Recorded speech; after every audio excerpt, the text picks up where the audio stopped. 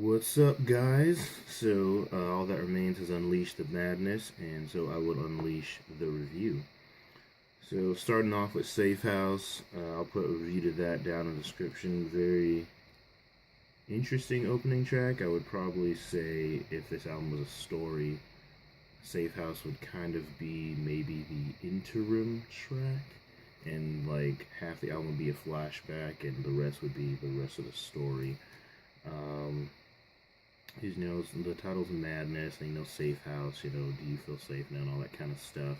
Fast, brutal, super heavy, really dark, and it kind of, if you're watching a movie, this is like the opening scene, and then the rest of the album is flashback and, post, post Safe House scene. So, kind of an interesting way to set up the album, and that's an interesting opening track. And there's a particular part where after there's a gunshot, and then there's it slows down a lot, it gets a lot heavier. Really like that. That was pretty cool, and that's something I didn't say in my original review. But very interesting opening track, interesting way to open the album. Very interesting. And then it goes right into Madness. Like I said in my review for that, very very true, very true subject matter. Very, very interesting. I really enjoyed that track as well. But, great message. Definitely true in all aspects of life for everybody. Very, very nice. Nothing I can do. As soon as it started, I just wrote down nuts, because I just picture the whole crowd going nuts as this track just starts off crazy. The piano was very, very, very nice. Used very well. Very great mood, great feel, and just sounded great. So the piano there was very, very nice. The scream after the first chorus was just great. Interesting and great. Very well placed. It really fit in the song for what they did there, what they did with it. Very, very nice. Also, bass. Bass sounded great. Awesome, awesome, awesome. Guitar solo also sounded great. So, good job, Ollie. The ending was very, very nice. The ending was very, very awesome. It was a great ending. I love how the song ended. And this is probably gonna. Hopefully, they play this live. But this will probably be another live banger. This would be a great one to play live. Just get the crowd pumped, get them singing along. Great. Awesome. And if I'm honest, as soon as If I'm Honest started, I thought of that, typical Western shot where they're walking up the hill through the dust and whatever, and you just see their boots walking through the dirt. So that's what I instantly thought of when the song started. And then it goes into like it goes into like another it doesn't get necessarily too harder, but it changes up a little bit. And to be honest, I felt like this is a protester anthem, because we got all these protests going on. Some protests, like the Women's March and like the March for Science going on, around the country and around the world. And it kind of reminded me of like the protesters anthem. I'm not afraid to die. I'm not afraid to try. And protesters are getting like beat up and getting hypothermia and sprayed and all that kind of stuff. Like the pipeline protesters and all that stuff. They're out here getting attacked by dogs and all this other crazy stuff. But they're still there. They're still protesting. They're still like fight for something they believe in. And they're not afraid of the dogs or the police or anything like that. They're just there. Even Randy Blythe went out there to the pipeline protest, I believe, a little bit ago. So yeah, that seems like the protester anthem to me. Something to all the rallies and the protests was definitely play. And Halo, and like I said before, had a little techno edge there. It was my sad intro to intense, and then it just goes right into the song. I'm not sure if it was my headphones or what, because I actually listened to this album on Spotify, but it actually sounded mixed better. You know, it still kind of seemed like the vocals, those high notes can struggle to hit, but it actually seemed mixed better than it was on the single release. I'm not sure why. Like, I'm listening to it on the same laptop and the same headphones, but it sounded mixed a lot better, actually. So, yeah, but still, you know, good song. I like it. Louder, yeah. Definitely my favorite track off the record. And I'll put my review for that down in the description as well. But Louder is just live banger, high energy. You're not gonna bring me down. I'll overcome you. You know, just great, great message. But yeah, definitely great track, great live banger. I hope they play this when I go see them. But awesome. And then River City. As soon as I heard River City, I wrote down pop song, and then after listening to the vocals, I was like dot dot dot with grit. Because, you know, it sounded like a pop song, you know, the beat or whatever was pop. The lyrics were, you know, a little poppy, maybe a little country even. But it struck me as more poppy, but his voice was just way too dirty, you know, for a pop singer's voice, you know what I mean? So I was like, okay, cool, you know, it's gonna be kind of chill, kind of mellow, and go straight into the metal, you know, metal exclamation point with an arrow, and there it goes. Solos of the song were great. I love the music, and this, you know, this album has a good amount of slowish songs, which I realized it wasn't just about, you know, political madness or anything like that. It was also about emotional madness. Because that's pretty much what the last half of the album is, really. And that was a pretty good thing. I was kind of surprised. I was like, oh, this might actually be, you know, about emotional madness too, and not just, you know, political madness. Very interesting. But yeah, River City, pretty good. That was a surprise.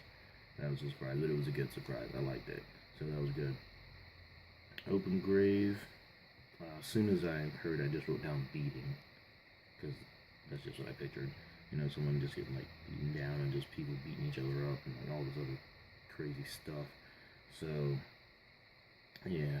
And this one I just kind of got, you know, lost in a little bit because it actually kind of reminded me of people I know or people that I knew. So, it just kind of gave me a little wave of memories there. But, yeah, a really, really good song.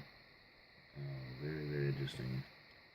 And, you know, personal. So, yeah, good song. And then Far From Home. And that one was a good one too. It felt kind of, you know, it made me feel sad, but also felt kind of like, I don't really know. It wasn't necessarily a bad thing, but it just made me feel kind of like, you know, unnecessarily sad. It was just kind of, you know, like too far to hold you and stuff like that. I'm just like why is this so sad right now? Like, well, this supposed to be about, you know, politics and anger and stuff that he's talking about, you know, like, you know, it's just like unnecessarily tear jerking, but that makes it a good song. So yeah, good song. Yeah. And then, okay, Trust and Believe, yeah. All I wrote down was Trump for that. Because that's all it really reminded me of.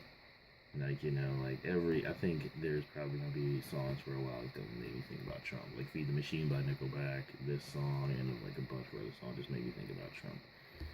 You know, because it's just like, you know, blind followers who can admit like no wrong to whoever they're following, or who cannot admit the wrong of whoever they're following, or the weaknesses of whoever they're following. And, you know, just like everything he says, everything he does, all the supporters, you know, it just all reminded me of Trump. So all I wrote down was Trump. So that's definitely, you know, huge political in my mind. So just Trump, you know, in that whole thing. Back to You. Yeah, another really unnecessarily sad song.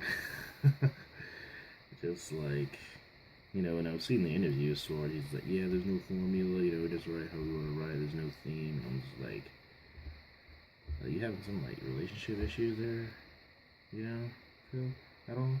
But, yeah, just another sad song, dude. Just, you go from, all this heavy stuff to this, all these sad songs. You're just like, dude, man, I want to headbang, not cry, but I don't know. I'm never sorry.